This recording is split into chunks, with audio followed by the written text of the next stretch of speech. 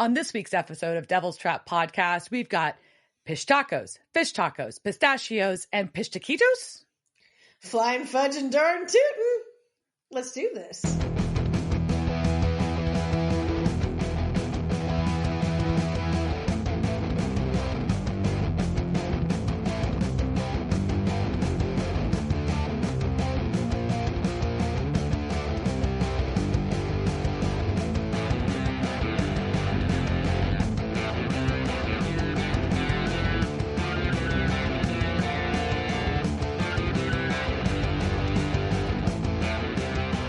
Welcome to this week's episode of Devil's Trap Podcast. What can I say? Podcast. Lord. Welcome to this week's episode of Devil's Trap Podcast. I'm Diana. I'm Liz. And we're going to talk about season 9, episode 13, The Purge. Purge. Yeah. So what have you been up to, Liz? So what did we do? What did we do this weekend? So this weekend we did a meet and greet over stands sponsored through Momentous. Is that how you say that, I guess? Presented by? I don't know. Presented with. Momentous is a company that puts it on. That's a very long way to say we had a meet and greet with that bitch Meg. Yes. With Rachel Miner. And I just thought she was just utterly delightful and the sweetest human being that was possibly ever put on this earth. And what did you think? Yeah, no, she was just very sweet, kind, thoughtful, just a very likable person. To hear speak. And it was really cool seeing so many fans that she recognized that she's met in the past. That was like, there's some other fans on there and she like would know people by face. And it was kind of interesting, like that her super fans really support her and she knows them. And that's really hello cool. To some of you. If you subscribed, you said you cool. would. So we're holding it to you. And so you better have. So, yeah, I mean, that happens a lot of times. I mean, every time we go to a meet and greet, we find the SPN family is, I know like a lot of people were there to just really support her just because she's such a big advocate for people who have MS like she does. And just in general, just the community as a whole. I know she's just been a really big voice for them. So just for SPN and for everybody. I don't say that. Yeah, but. She told some really cool stories about the show and just other things she's done. I really enjoyed that, and even talking about other actors supporting her as she faced some of the physical challenges of her illness. Yeah, it was just really good. I think, all the fans are always super, and it's always interesting to meet new people, even if it's virtually. And I know they have another one coming up. I think it's next month, but it's going to be all the ladies. I'm very excited. But the poor guy who put it on got bitched at because repeatedly they had to split the meet and greets up. So I'm going to the naughty lady panels because of course I am. And the naughty ladies meet and greet is going to be Ruth and Abaddon. So nice. And I've never had a meet and greet with her, so I'm pretty excited. Oh, that's a new one. Okay. And Ruth Connell, I don't think I've officially done a meet and greet with her. I think I just do we have pictures of me with her and Peggy? I think so. I don't remember if I paid for that or not. I think because you saw, like, I think maybe I paid. I think I did pay for a picture with her once, but she's very short, and I'm very short. I don't know. It's very sad. It's sad or a good thing that I'm like, I can't remember who I've met. I know I've spoken to her. I just can't remember the circumstances. Anyways, so that one's coming up and very excited about that. I don't think there's any news in just in general SBN land beyond that. Now, it's just bits and pieces about some of the shows that different actors are on. So that's all. If you're watching any of those, like Tracker and things like that, I think there's some minor updates on that, but nothing earth-shaking that I've heard or seen. On the socials. On the socials. By the time this episode drops, we'll be in spooky season. I mean, we're already in spooky season. It's officially fall. There we go. The fall equinox happened like last week. I don't know what sacrifices you were making, but so not the right ones. So we are in spooky season. Diana has got a lot of her decorations out. I am doing a test run of different eyes in my bushes. There is so many innuendos going into this episode. I'm sorry, guys. I don't know. Maybe it is like phrasing it needs to happen. I am like experimenting with various, just trying to figure out what's going to be the best approach for my new house. I have a new house, so I don't know how to approach the holidays here. So in one bush, I put a pair of giant googly eyes. In a couple of other bushes, I've got ones that look like they have like eyebrows and things, and they follow you around.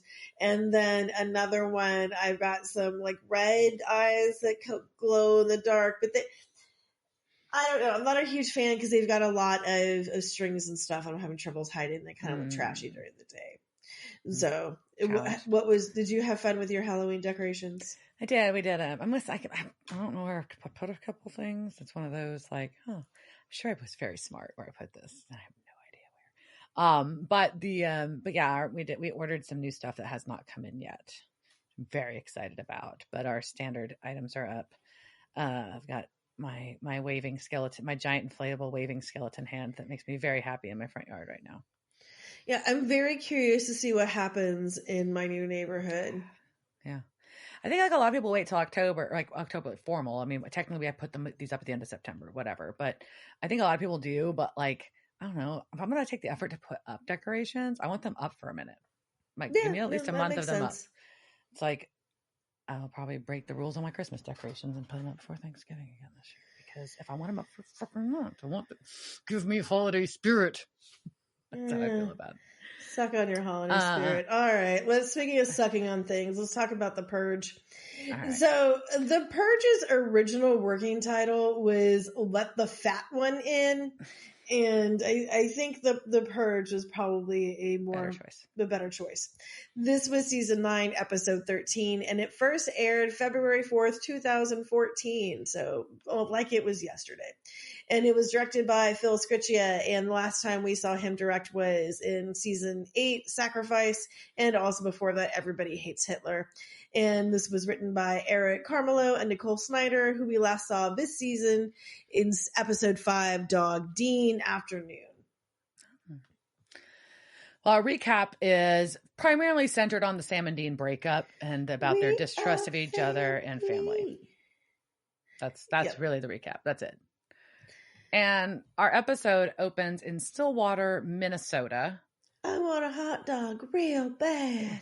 It made me think about, like, I did not want a hot dog. Yes.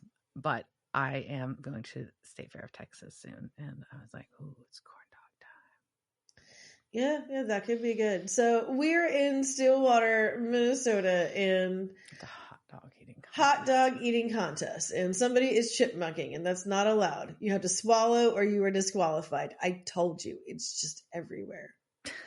Well, I think he actually shoved it in his pocket, and he's like, the small guy blames this other gentleman.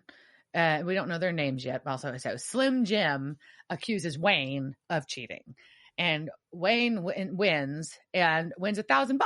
So. I'm sorry. Why didn't they check his pocket?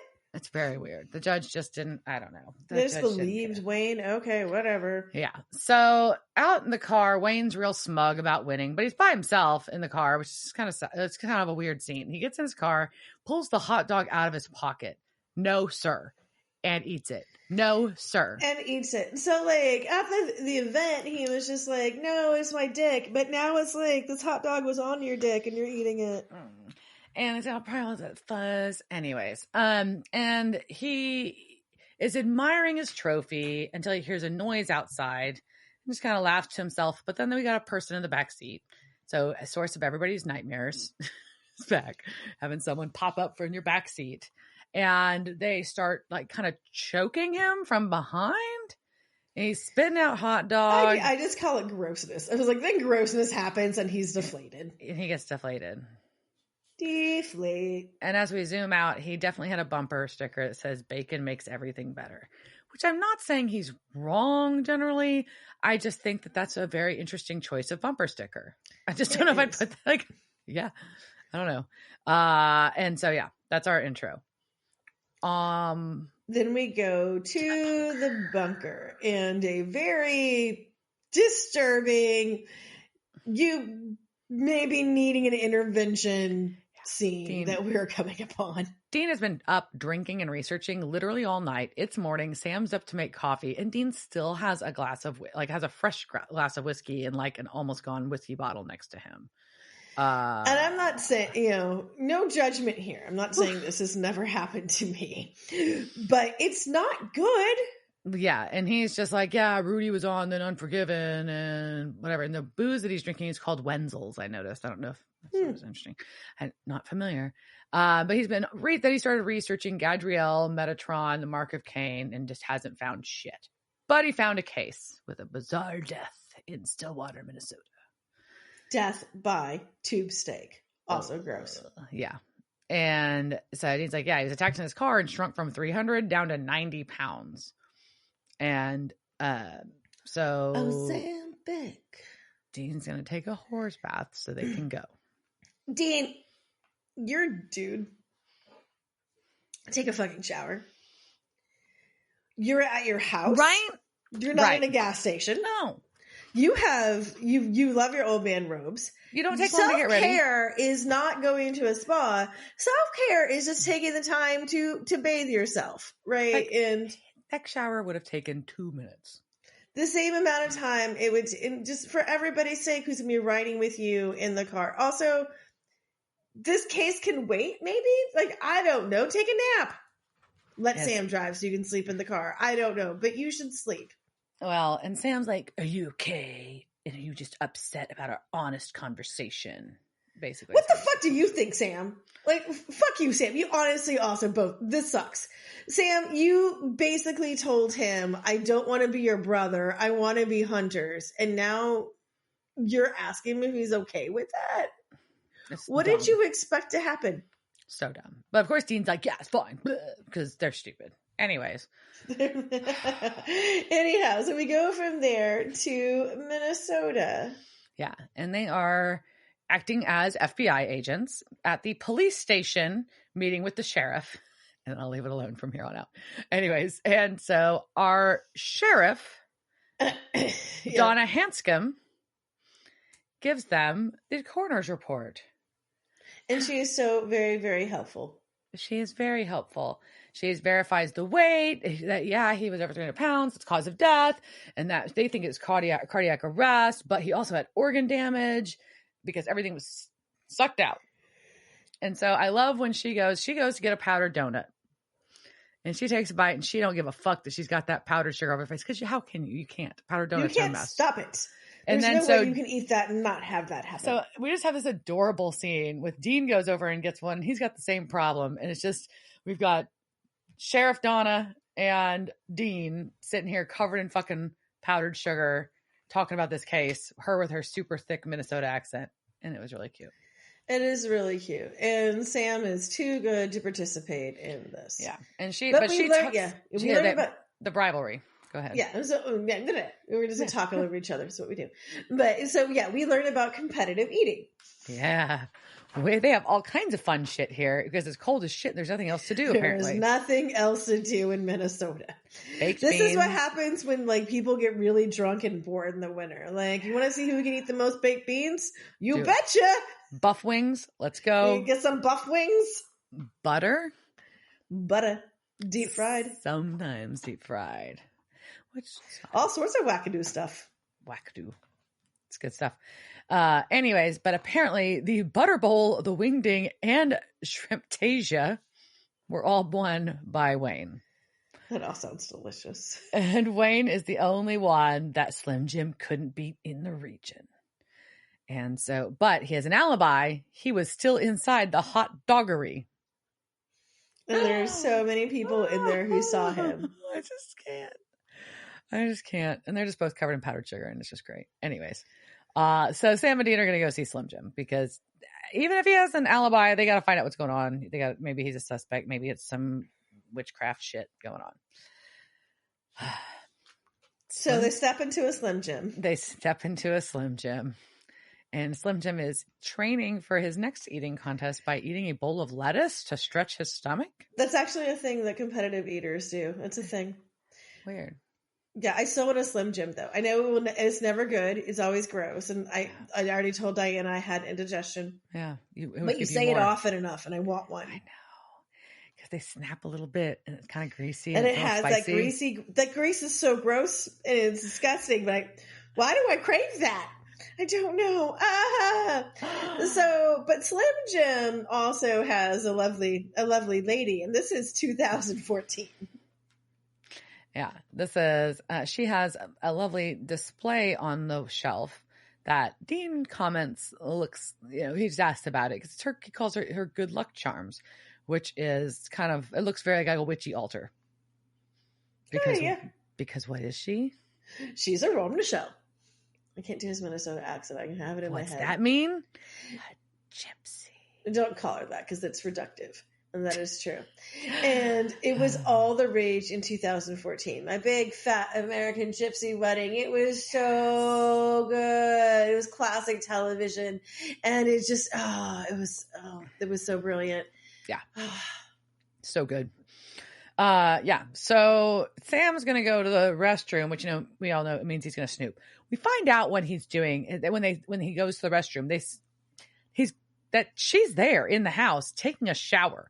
Why the fuck? Who does that? Who does that? A creep. Like, that's my nightmare. That's my fucking nightmare, to be in Sam's a shower creepy. while a dude is in there. But Sam's being creepy as shit because of that. But also, what the fuck, Slim Jim? You don't get your fucking wife out of the shower? I say bitch. Sorry, that was rude. Like, you don't get your bitch out of the shower, Slim Jim? Like, come on. Go get Mala out of the fucking shower and be like, hey, the FBI is fucking here. Just gonna let you know, Mala, the FBI is here. Do you want it? Can you I don't know, throw on a sweatsuit real fast. So Slim Jim doesn't seem like he gives a shit about anything. He seems pretty chill. But so as Sam is snooping, we see her big fat American gypsy wedding dress pictures, and it's amazing. It's so good. I was like, did your family disown you for marrying a gorger? I don't know. That's a good question. Who knows? Who knows? Some of them are cool about it. Who watched those shows maybe more than once? What? I don't know what you're talking about. I mean, but some of the families were cool with it. Was it the Romanishels family, or was it the other ones? The Romanishels. I mean, they're all Romanishels, so it just kind of depends on I thought there was one other sect where sometimes they were cooler. Well, there's Romanishels. I don't know. I'm not going to speak on this because I will speak incorrectly. Yeah. And either way. So, but I will take it upon myself to go back and rewatch all those episodes, so I can tell you. I can correctly answer. They need to make a series of the Where Are They Now? That's what we need. Yeah, I did send Diana a Where Are They Now, and we should post some of them on the Insta. But surprisingly, a lot of them are in prison. Oh, okay. Surprising nobody. Well, Sam's creeper ass moves on from the photo and sees it. What could possibly be a hex bag on the bedside table, so he snags it. Just as she comes out of the bathroom, and they both think she misses seeing him. So I guess that's good. I don't know. Sure. But back downstairs, Dean is asking Jim pressing questions about hot dog sizes. And Tim's just like, I just want to know if I'm a suspect. Is there a warrant? What the fuck? What's going on? Which Can I get some more lettuce? Yeah. But the boys take off. They go back to the motel. Yeah. So they're going through this hex bag and they find a flock. What is that? What's a piece of hair? Chunk of hair. Lock. That's the word. Whoa. What was happening? My brain there. I don't know. We were going from an F word. It was like F word for hair. And it was I took out my crossword puzzle and I was like, where's she going? But no, she was going to a lock of hair. Yes. And it is a bag full of weird. But it's also not really a hex bag. It's a pootsie bag. Which is a fun word to say. It is fun. Say pootsie. And apparently it is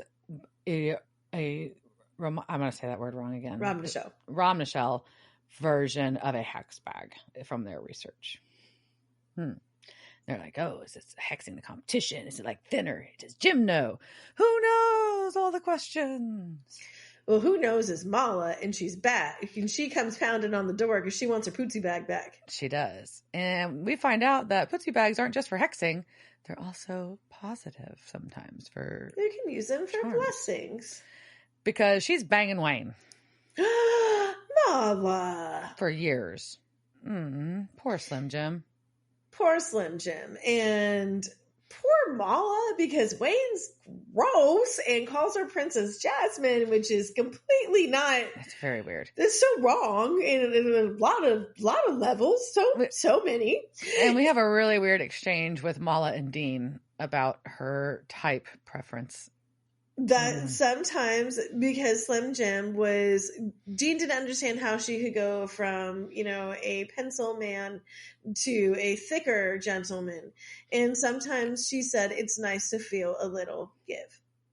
And Dean's like, okay, he kind of gets it. He accepts. Well, no shit. Yeah, all different body types are worth. People have sex with all different kinds, and sometimes you want thin bodies, and sometimes stupid. We probably should have put some sort of trigger warning on this episode. We'll get to that in a minute, but because it triggers me a lot. So, well, we cut to a woman on a stationary bike at the gym, alone at night, reading a wedding dress magazine. Yeah, staring at a magazine full of unattainable standards of beauty. And we've got Joe Cocker and Jennifer Warren singing Up Where We Belong through her headphones. And that is a good workout song, maybe. I don't know.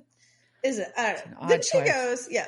And this is how you know it was directed by a man, although a woman did write part of this. So I'm so confused how this happened. So she goes and she steps on the scale. She takes off her shoes. She takes off her rings. She doesn't take off that sweat-soaked hoodie. Right. That hoodie weighs like 20 pounds. That hoodie fucking coming off. Yeah. Yeah. Absolutely. Because you forget that number, and she's just like, how is that even possible? And I'm like, so many reasons. 1, you're weighing yourself too often. 2, that scale is wrong. 3, you're retaining water. 4, you built fucking muscle. 5, get off the goddamn scale. It's not an accurate measure of your health or whether or not you're going to fit in that fucking wedding dress. Why don't you just use a measuring tape instead of that fucking scale? But that's correct. But at least just take off the goddamn sweatshirt. At a minimum. Bare minimum. And then someone sneaks in and hits her upside the head with a fucking hand weight. Take exercise. Dangerous. And we see something real creepy moving around on top of her abdomen. I don't really get that. But then she starts shrinking and deflating and goes, because she's fallen across the scale and drops 100 pounds very quickly. Numbers go down. Yeah. Yep. So the next day, the boys are at the scene. Yeah. And the cop's like, oh, she weighed. And there's this really awkward conversation about women lying about their weight. And it's stupid. Yeah, that happens. But Sam does call Dean out for lying about his age. So there you go. Yeah, it's talking about a kettle who should not be talking about people being vain is Dean Winchester. Right. But we find out our sheriff has taken the week off. No, you just saw her. Now she's gone. She's gone. So Dean's like, hey, what's this weird red circle mark on her stomach? It looks kind of like a suction mark. And so like, was it a changeling of some kind? And they're just like, I don't know about this. They didn't have kids, right? So it doesn't make sense. Changeling doesn't that. And then there's a pretty girl. And they weren't sure if Wayne had the mark and they need to find out. So Sam and Dean are going to argue over who gets to talk to the cute chick that works at the gym. And Dean doesn't want Sam to do it because he says that Sam is awkward around girls. And he's just being honest. Which I don't think is the case because he's Jared Padalecki.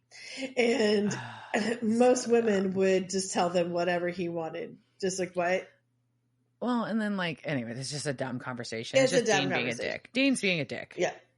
So then we go to our conversation with our poor trainer. Yeah, it's because Sam's got to go find Wayne's body and see if there's a suction mark on it. And this blonde, she's basically Tawny, was scheduled to close the gym that night, but she didn't because she had a date and she felt she didn't want our bride to feel cheated. So she basically gave her the key to lock up on her own after she was done working out. She's just crying, it's all my fault, as they roll this woman's body out. And as she leans over to get a tissue, her shirt rides up, and Dean notices a red circle on her lower back. Yep, not a tramp stamp, but a section mark. Yes. So then we go to the hotel, and Dean is disgusting, and he is on the bed with his shoes on. And he's telling about the trainer who also just lost a ton of weight after they verified that Wayne also had one of these marks on his neck, though. But when he asked her about the suction mark, she got embarrassed and clammed up. But basically, they took some me days last month at the Canyon Valley Wellness Spa. Yeah, and then we see an ad where they guarantee weight loss with no surgery, diet, or exercise. Results in 1 week. That seems suspicious. Yeah. So they watch this little promo video, and it's this attractive couple, generally attractive couple. They show off their place, how calm this place is. They have a fucking health food buffet. You do yoga. It's apparently lovely. I don't know. So they decide that they need to go and apply for jobs there. And they basically go up and pretend to be Hans and Franz. Which is amazing. I love a good Hans and Franz reference. We're going to pump you up. When we were little, we would do like skits all the time. And we used to do it. Yeah, if people don't know, and I'm not just shameless, they have released all the episodes of Saturday Night Live on Peacock. Oh, fun. All 50 seasons. Well, 49 seasons. This will be the 50th. That's fun. Yeah. They got the 70s and 80s ones before they got... major people were on there, I should say. Well, I mean, you go back to, starting with like Carlin and Aykroyd and Belushi and all these ones that I haven't seen in a very long time. And I finally got to see the episode with the specials where the specials just come out and they're just like so pissed off and all these shit that happens. But yeah, so all of them are out there. So it's also really funny to watch how like the politics are exactly the same. Like some of the things from like the 70s, like you could plot this down in 2024 and it's always just amusing. It's always amusing to me too. Yeah, it's all new. Is it though? All right. So on that side note. All right. So Hans and Franz come up and they meet the owners. And Dean, they're like, we were just so moved by the testimonies. We're definitely personal trainers. And Dean is way too like aggro enthusiastic for the vibe of this wellness center. So Sam's like very calm about his passion for training and fitness. So they explained that they Larry met Maritza in Peru when he was there as a student. And she made him into the lean, mean fighting machine he is and he does some really weird, like super fast kung fu shit. It's really awkward. Yeah, I don't know what that was. But then they hire Sam because he's chill for yoga and send Dean to the kitchen. Yeah, basically Dean becomes a lunch lady. Sam becomes a gym teacher. Yeah. And that means we get Sam in a tank top and shorts. Huzzah. Yeah, he wears it well. Yep, he looks like this could be his profession if acting had not turned out well for him. For real, it does. Yeah, yeah. Dean's in a hairnet. Dean is in a hairnet. It kind of works for him. But Dean's in trouble for jabbering with a trainer by his supervisor, Alonzo, and tells him to keep scooping. And Sam has to go to yoga. And Dean's like, how the hell do you know yoga? And he's like, Sam did have a good comeback. He's like, you're not the only one who ever dated someone bendy. However, that doesn't mean you know how to teach yoga. No, but we'll soon learn he does not. And so in this kitchen, though, we have seen they may have gone a little overboard on the spa food. But I mean, I kind of wish I could go to a place that had all that food in front of me. I know.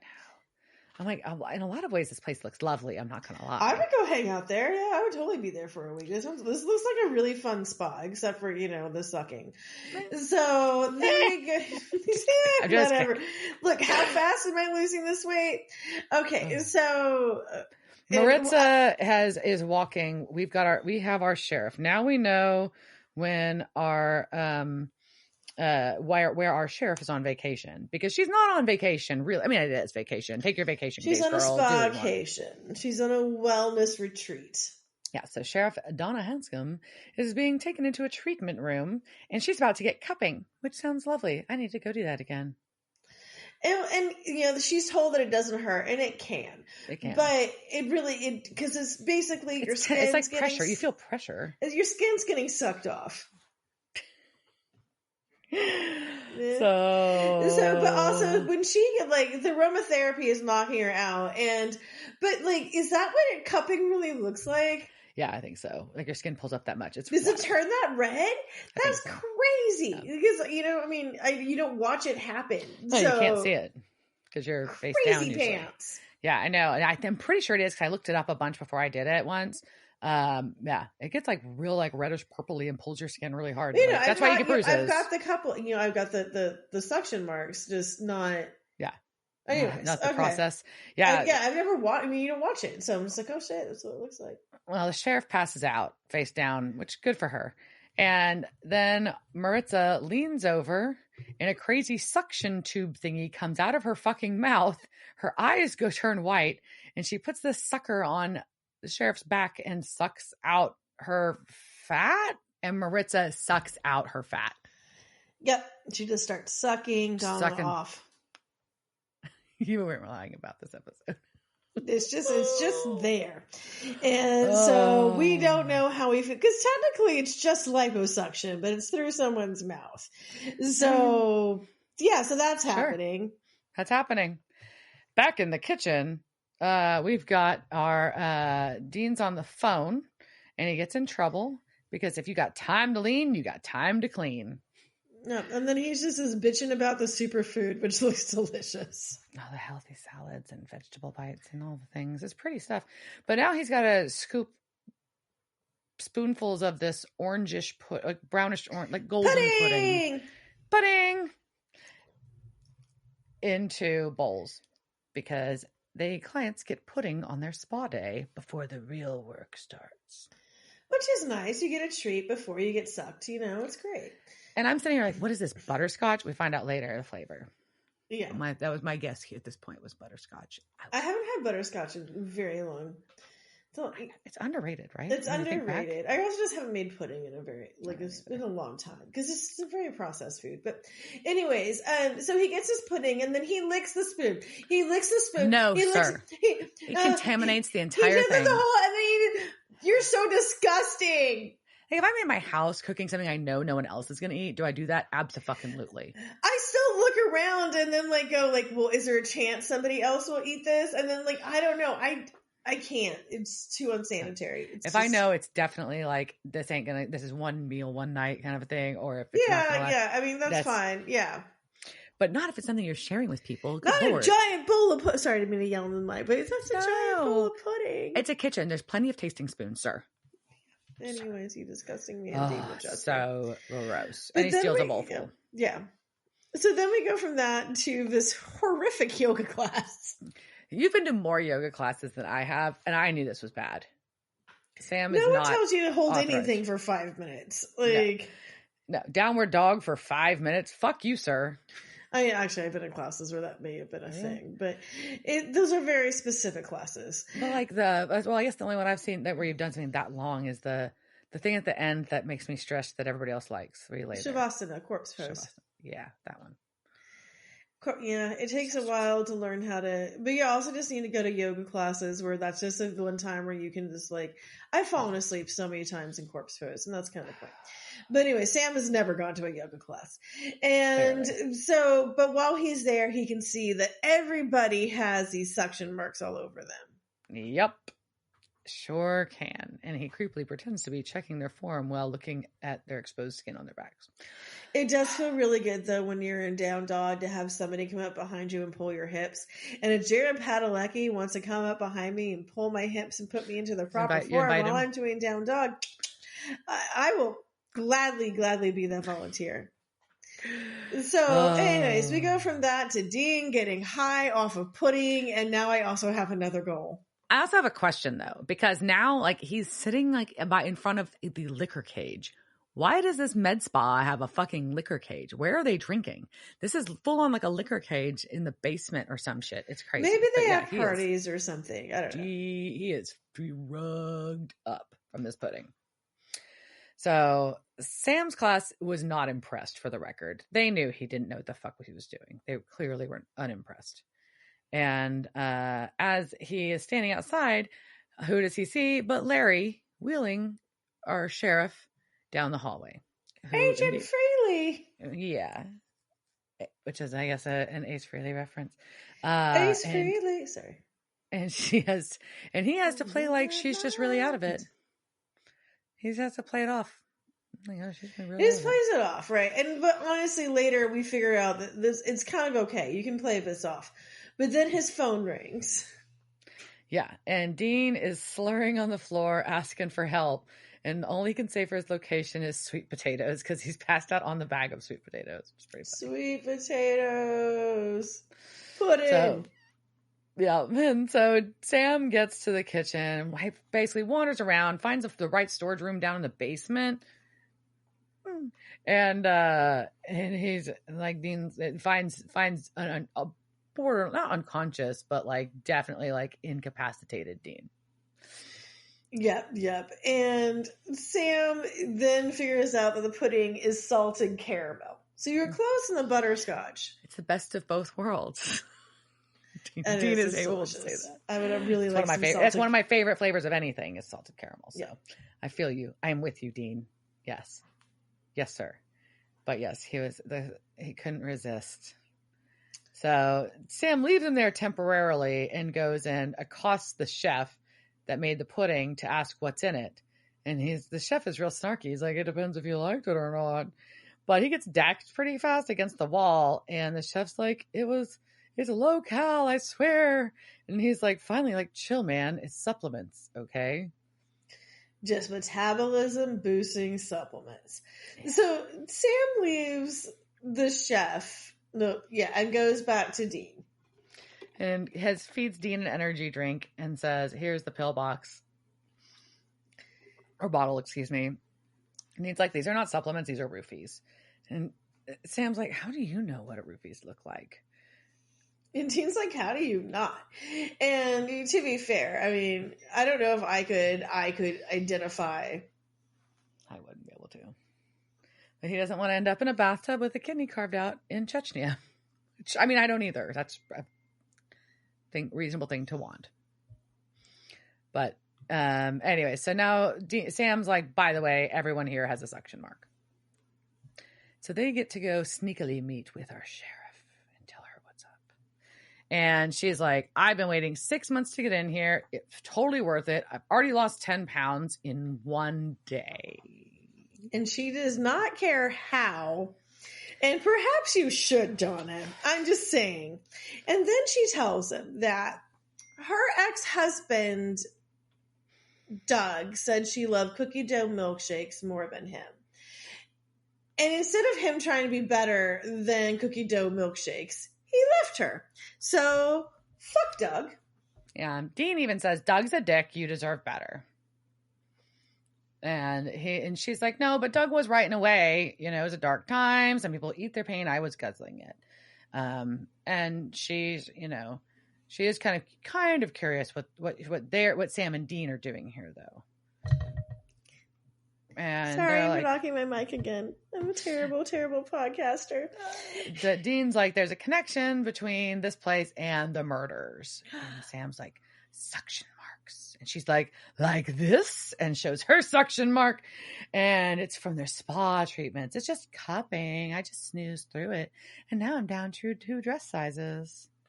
And darn tootin' did she eat the pudding. And lick that bowl clean. Mm-hmm. Yeah. So in the dining room, we've got Larry freaking out, and he yanks Maritza out to have a private conversation. He's holding this cigar box, and he's like, hey, our new guys are not personal trainers. I found FBI badges in their glove box. So he fucking violated baby.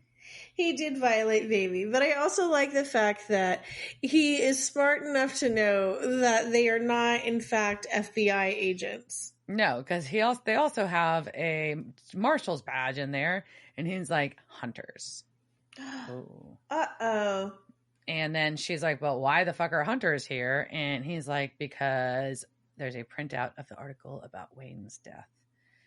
And he tells her to get rid of the evidence. Yeah, and then we go to Detective Sam, and he is out, and he is looking through things, including all the cupping stuff, which looks like legitimate cupping things. It does. It looked legit. And then Maritza is in some hidden back office dumping out containers in a fridge full of fat in a liquid. But that's weird. Like, why is it in that container if she was just sucking it out? Or does she? I don't know. I don't want to know. Never mind.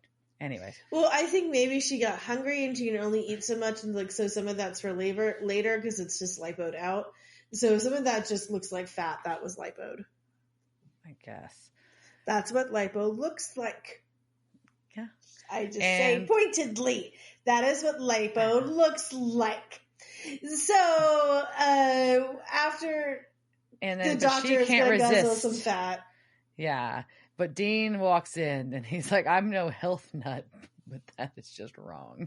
You know what? I mean, I would say yes, that is just wrong. But somebody who has sucked guzzled bone marrow, I mean, I'm not going to lie, that's delicious. Yes. Yes, it is. And he ties her to a chair to get her to talk. So here's my question: does this? When he ties her to the chair to get her to talk, I feel like this is a sign that he is going to talk and not necessarily kill her. I'm just going to file that away, put that in your pocket for later. Yeah, I mean, well, he's also not quite sure what she is at this point, right? And so maybe What is she? We don't know yet. I'm about to say, she's going to tell him. She's a pish taco. She's a pish taco. Fish taco? Pish taco. A Peruvian fat sucker. Yes, Peruvian fat sucker. Like vamps with a sweet tooth for fat. And she's like, no, vampires kill. We're just parasites. We don't hurt them. And I started to help people and I could eat, but I wasn't killing them. The problem is my brother, Alonzo. It's always the fucking brother, man. So we cut from that to Larry going after Alonzo. Because he's like, you are a lost cause. You're weak. And Alonzo's like, what are you talking about? Yeah. This is not a good in-law relationship. You can tell there are some problems.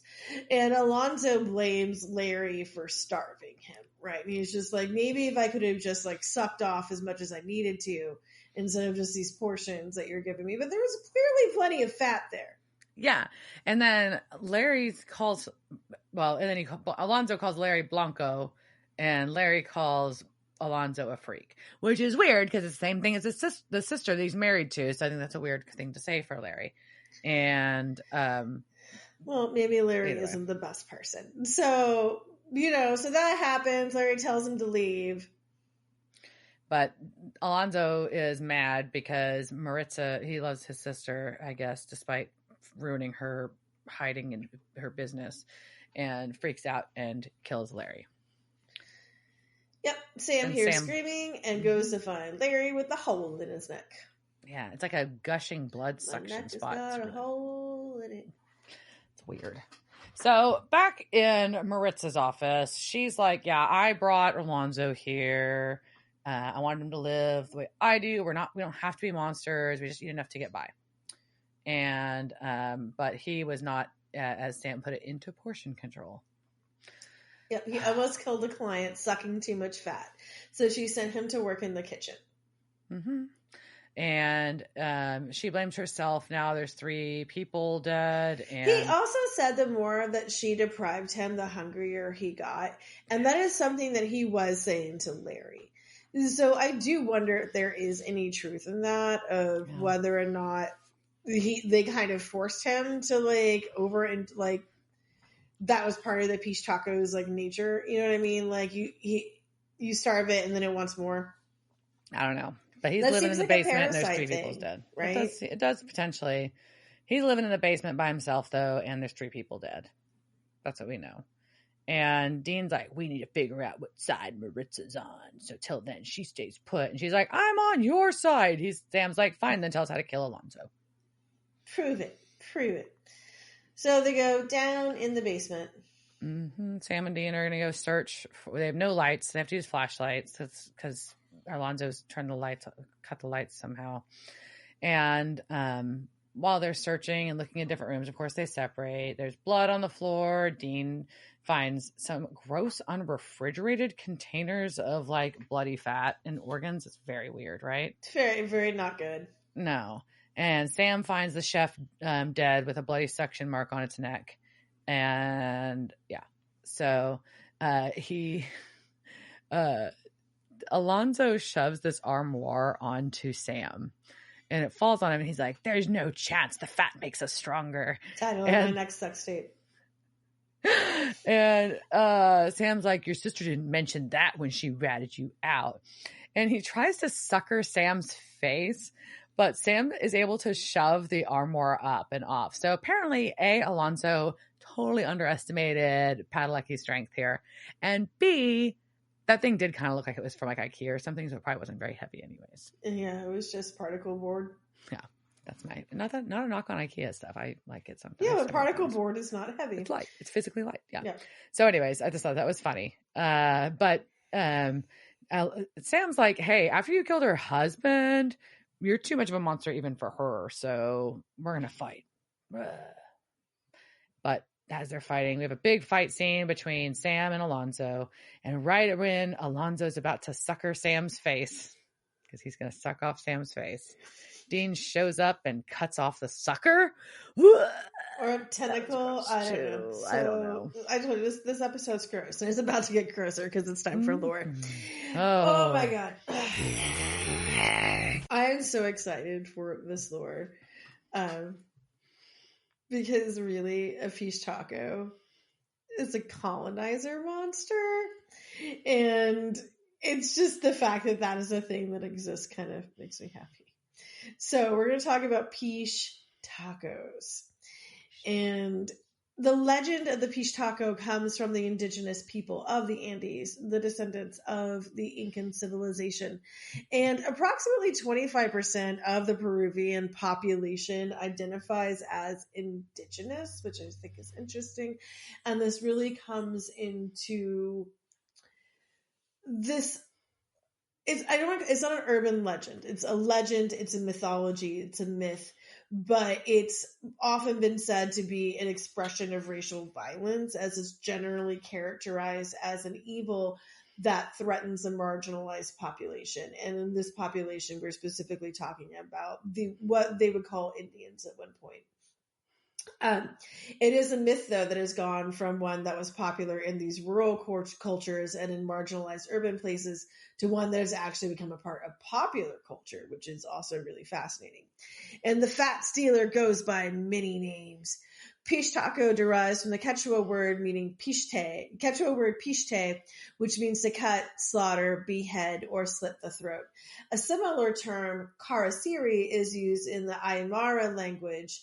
And in southern Bolivia, the term lickikiri, I was doing really good, sorry. But a word meaning fat maker is also common, as is kari kahari, which translates to cutter. And there's another word, another word that means cursed. So there's a lot of words for it. For this, though, we're just going to use pish taco because I like saying it.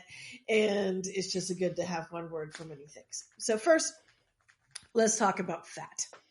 Fat is life. Fat makes us stronger, as Alonso said during this episode. And unlike blood, if you want to make the vampire comparison, you can actually see how fat makes a person seem healthier or at least better fed, especially if you come from a society where people die from wasting diseases like tuberculosis. You can also see how it transforms when it's cooked, right? Fat is magical. But really, you can see it goes from one substance to another, right?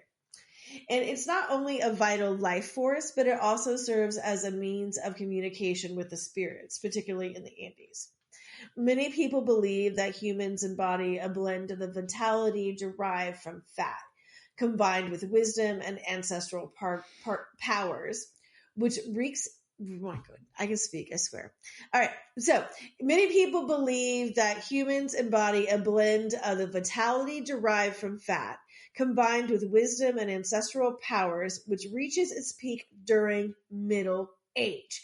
Now, this age group is seen as the prime force besides societal functions, representing optimal vitality. The middle-aged people are where it's at. And so I'm very a fan of this society. However, this also means that middle-aged individuals are the prime targets for the pish taco. So to understand some things about the culture, they believe a lot in sacrifice, right? And Viracocha was the supreme creator in Inca mythology. His name translates to sea of fat. And that also refers to Lake Titicaca, my favorite lake in the world. And Lake Titicaca is known for its frothy surface, possibly symbolizing the source of Viracocha's power. And this froth resembles the froth that is found on maize beer, the beard head, right? And traditionally, when you are drinking maize beer, you sacrifice a bit of this froth to the spirits. And so that is... Pause. Is that yes. corn beer? Yes, corn beer. I did not know. Maize beer, yeah, it's a thing. And you can go down to Peru and drink some maize beer with your... Sorry, go ahead. Yeah, you can do that, enjoy it with your guinea pig. So, also considered fat is also used in sacrifice through candles made with llama fat, as llamas are a parallel society and thus acceptable as a sacrificial substitute. The people there believe that powers are given in exchange for the sacrifice, but it's reciprocal, right? All things are give and take, and if you ask for too much or you have too much pride, things are going to go bad, right? Yeah. And it's believed this is what happens when mining tunnels collapse, etc. People, they believe that spirit is part of everything, right? The earth spirits. And even within the mine is full of spirits. And so you are taking these spirits when you're mining, and that's okay to take some. But if you take too many, then bad things are going to come and mines are going to collapse. And that's how those things happen, right? And those people, though, who take all these things and taking all the time and without reciprocating are those harming those in a legitimate cycle, and those become or are the pish taco. So the myth of the pish taco goes back to the arrival of the Spanish, who were said during battle to use the fat from Indian corpses to staunch their wounds. Again, I apologize. This episode going to be real gross, but I'm not really sorry, not sorry. So, but also putting fat into wounds seems really unsanitary. Beyond just that general fear, that the myth then evolved to focus on the Bethlehemite friars who used to traverse the Andes collecting alms and maybe use fat to administer to the sick. It is known, trigger warning, you're going to get even grosser than someone putting fat inside wounds. It is known that the founder of this order, the Venerable Pedro de San Joseph de Betancourt, for a humiliation exercise, would clean sores and rotting wounds with his mouth.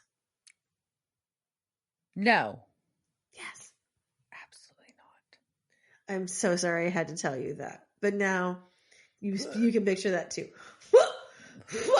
Okay. So they think that may be one of the reasons that the fat sucker legend kind of came in from that idea, right? But you have to remember, this is a society where fat is really, really highly valued, right? Right. So the standard attack for most pish tacos don't use their mouths. So what we saw in this episode is really a very far not accurate representation beyond the fact they were Peruvian fat suckers. That name sticks.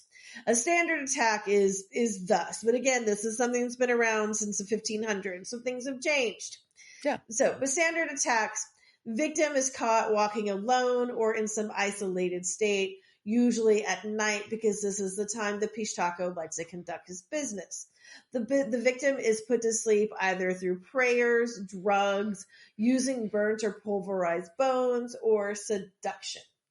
Then the fat is extracted from the side using a small instrument. Note, this is coming from your side, not off your ass or your fupa. It is usually by the kidneys. And in looking for the dark brown fat, and that's a hard fat that's used for making candles or soaps. And the tools used to get this may change. It could be machetes, knives, guns, a long needle, pig sticker knives, anything that can rip open the flesh to get to that fat. Yeesh. Sometimes it's also said that they pour boiling water on the victims first, and maybe that's to soften that up, right? There have also been times when the attacks of the pish tacos included rapes of both men and women. During the 1950s, the stories included the kidnapping of young women and transforming them into servants and sex slaves, amputating limbs to prevent escapes. Good Lord. Yeah. One thing that is interesting is that victims do not become pish tacos. If we're going to, again, going back to kind of the vampire idea that you bite a vampire. And this is because pish tacos do not want to give up. They wouldn't share their power, especially not with the people that they're feeding on, right?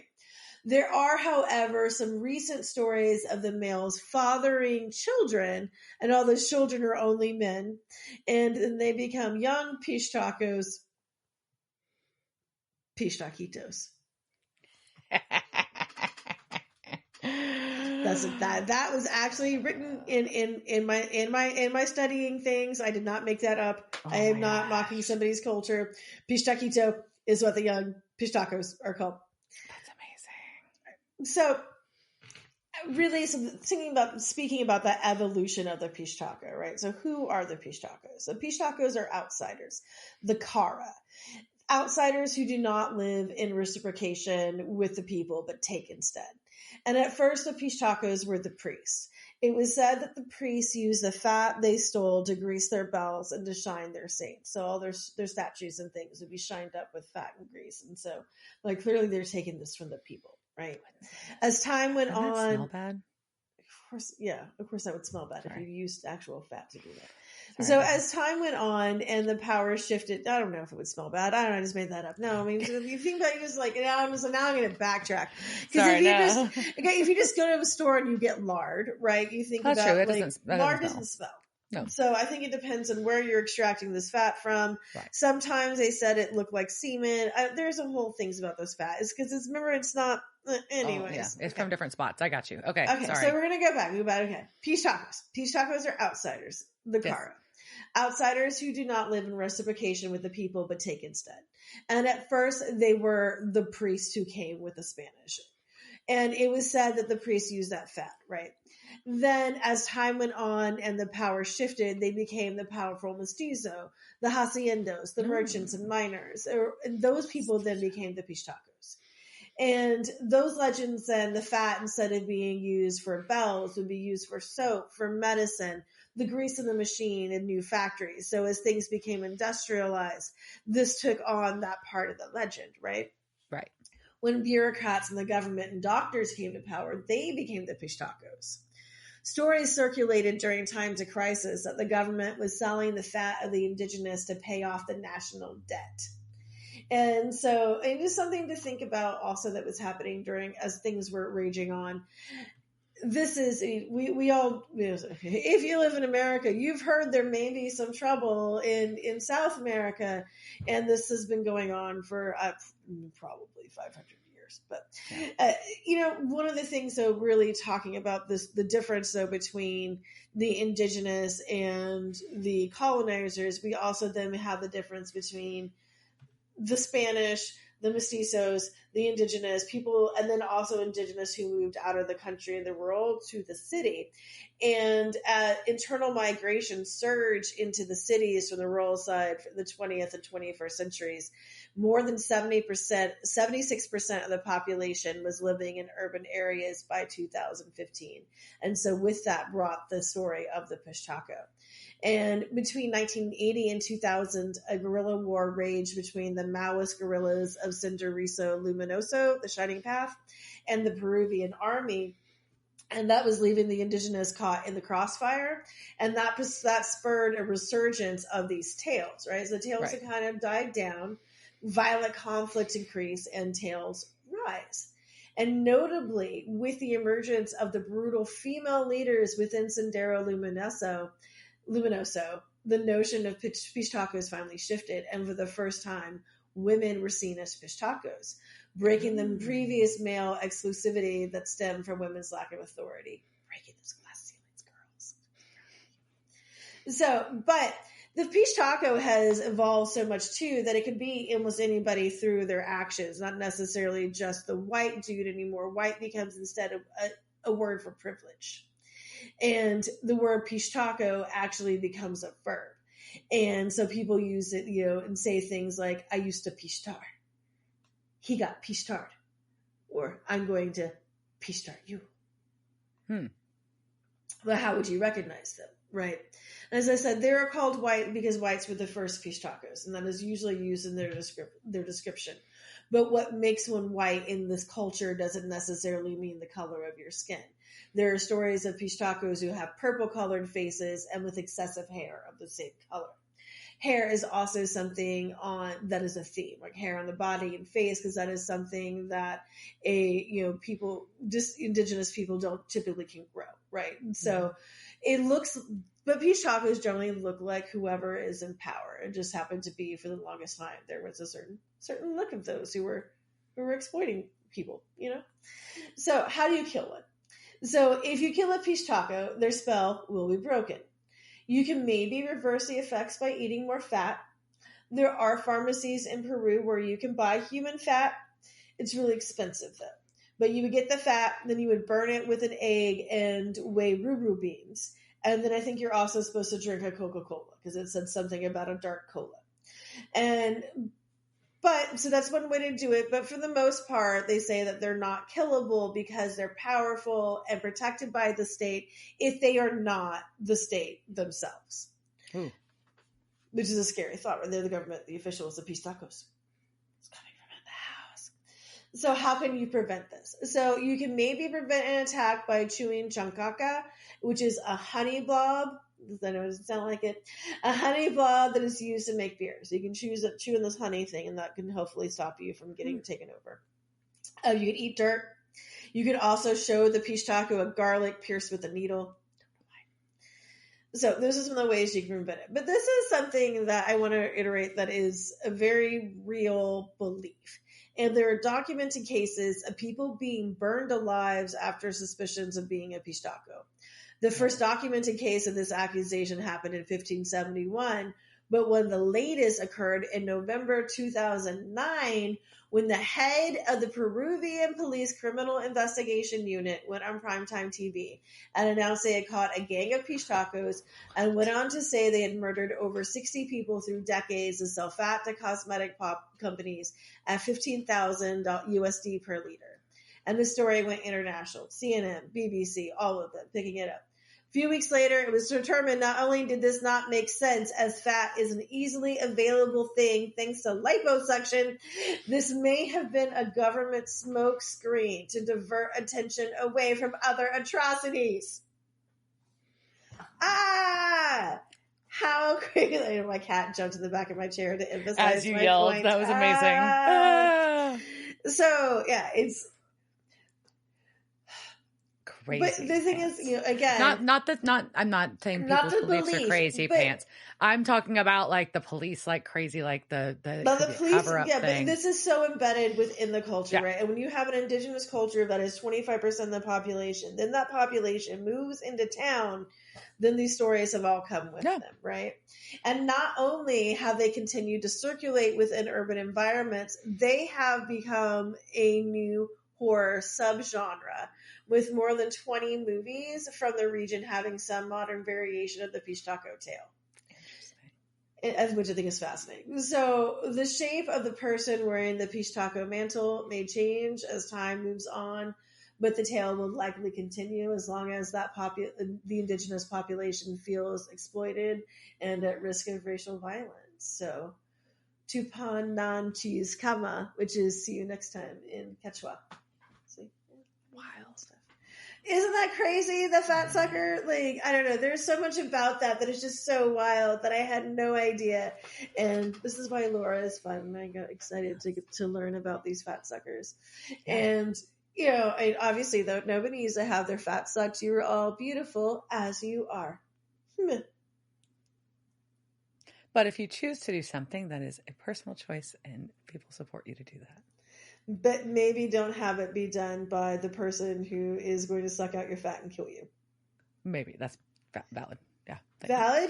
Yeah. Okay, at least say that. At least do your research and don't do it in a place where you're losing 10 pounds a day. I mean, if that was just teasing. I'm teasing. No, that's a lot. That's weird. Do your research before you go to the thing. So we're not done with this episode yet, though. I know that sounded like so we got more. But wait. We do, but wait, there is more.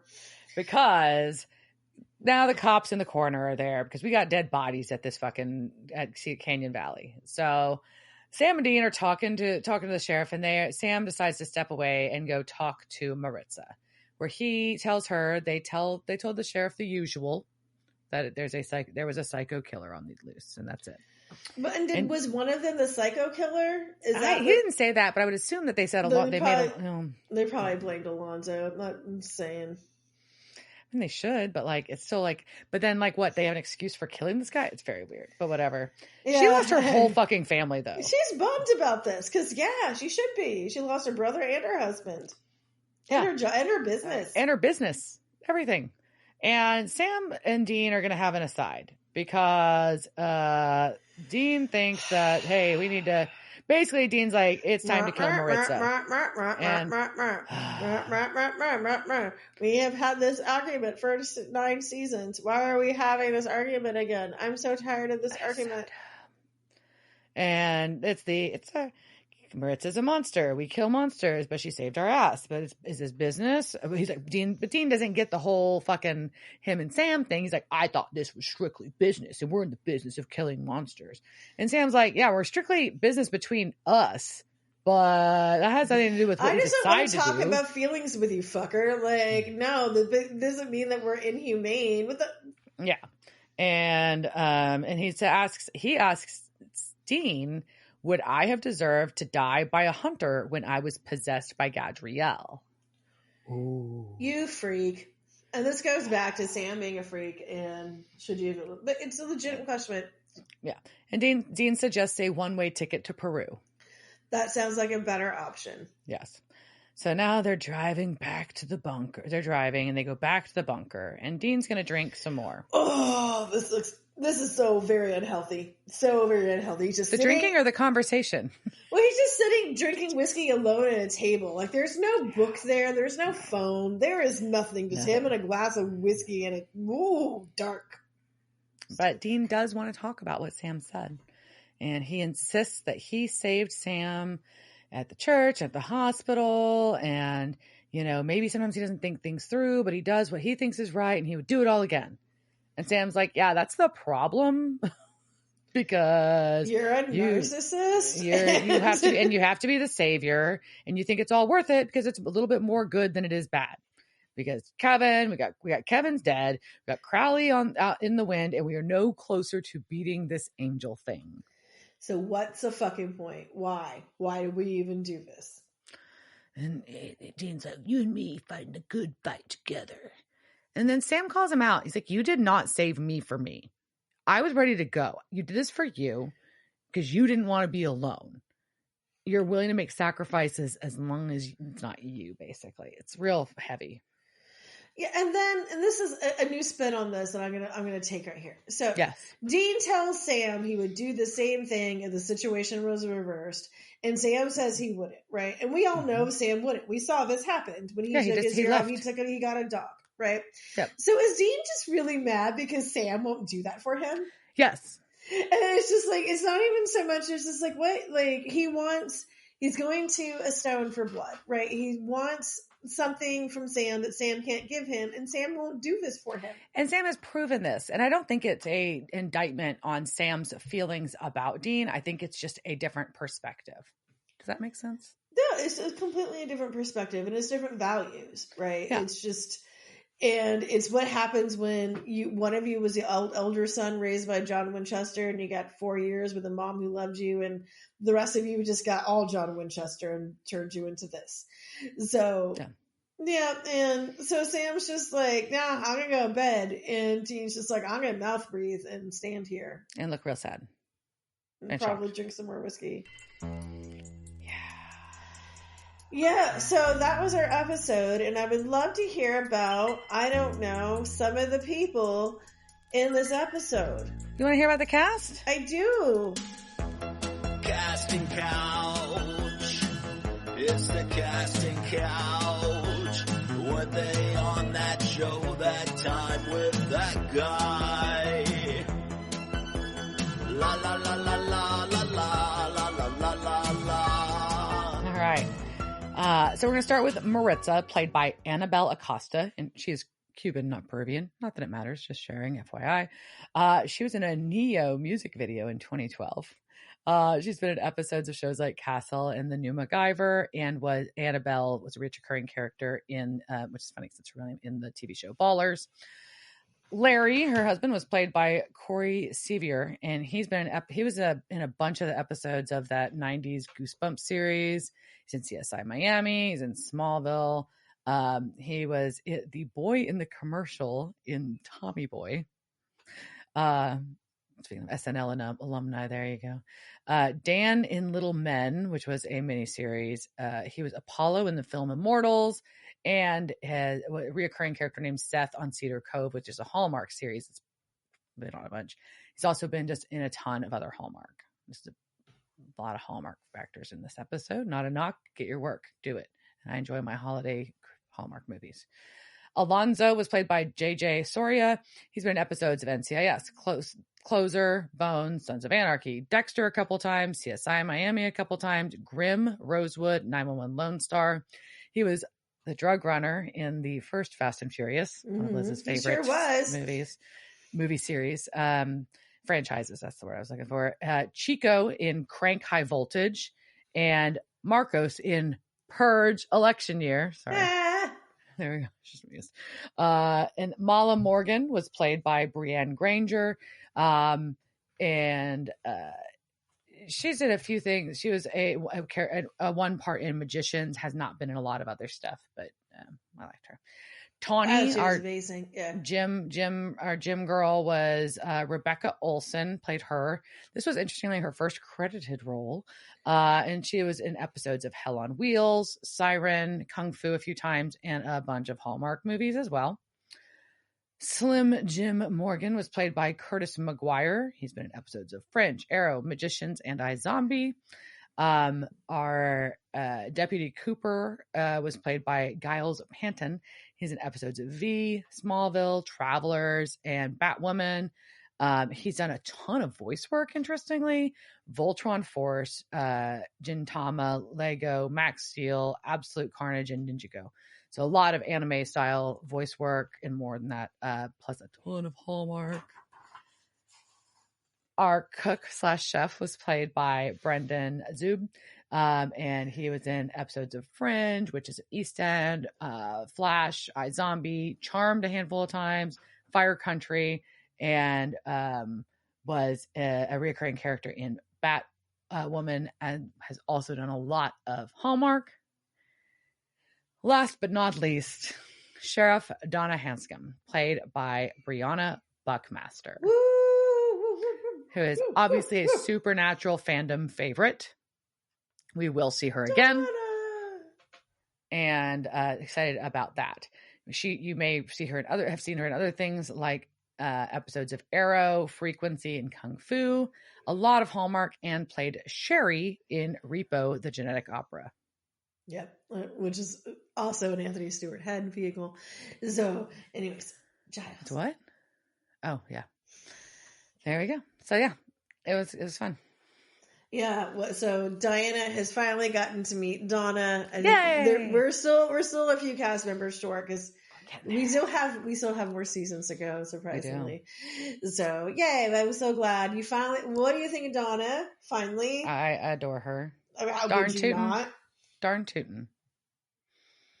I like her. But yeah, no, it was super fun. Really, I thought it was a really well outlined character for how little she was in the episode, which I was impressed by.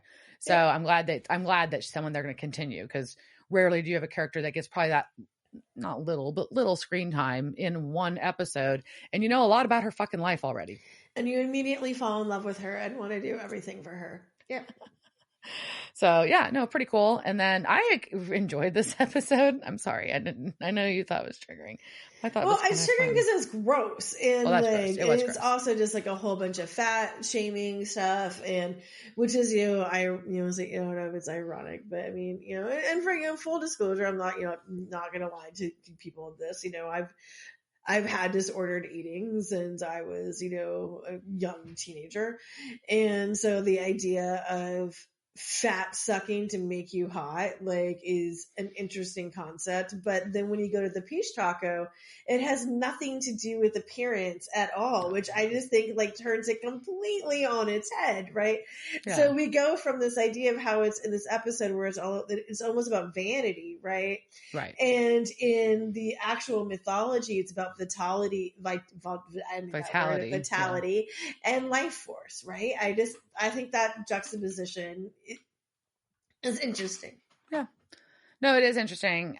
And I feel like, she mentioned feeling she wanted to feel pretty again. That's the thing Donna said, right? And that's so sad, I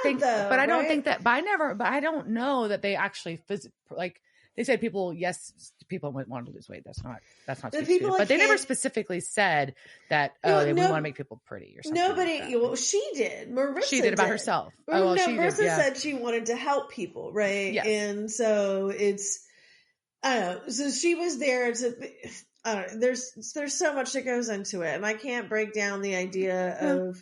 That's reasonable. Yeah. I just was thinking for me, I didn't take it that way. I come from a different perspective and I that. Yeah, which is a good thing that you're not always looking at everything in terms of body shaming and body image, right? Like that's a good thing. You have a very healthy mind.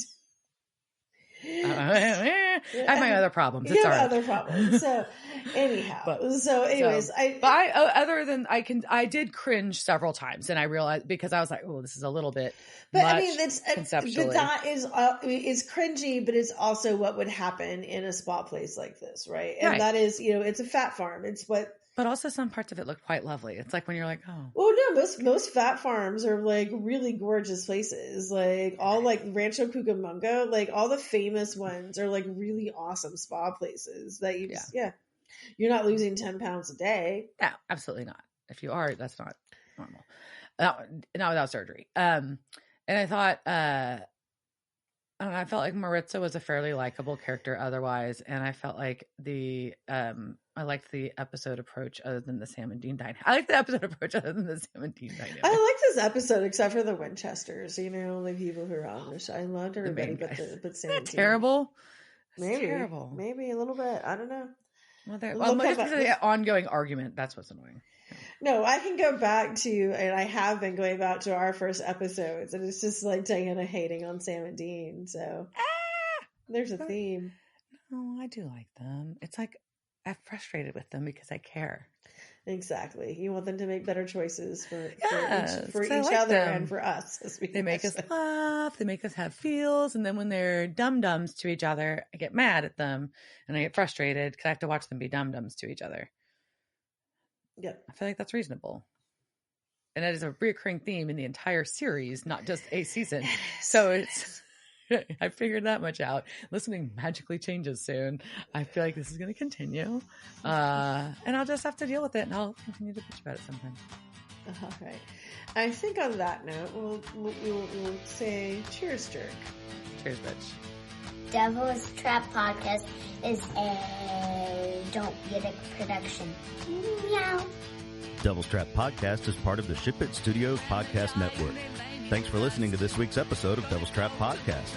You can follow us on Instagram at Devil's Trap Podcast, Twitter at Devil's Trap Pod, or you can email us at devilstrap@devilstrappodcast.com. Don't forget to subscribe, leave reviews, and share with all your friends. We're at all your favorite podcast outlets and at devilstrappodcast.com. I'm Babe. Thanks for tuning in, and we'll see you next time.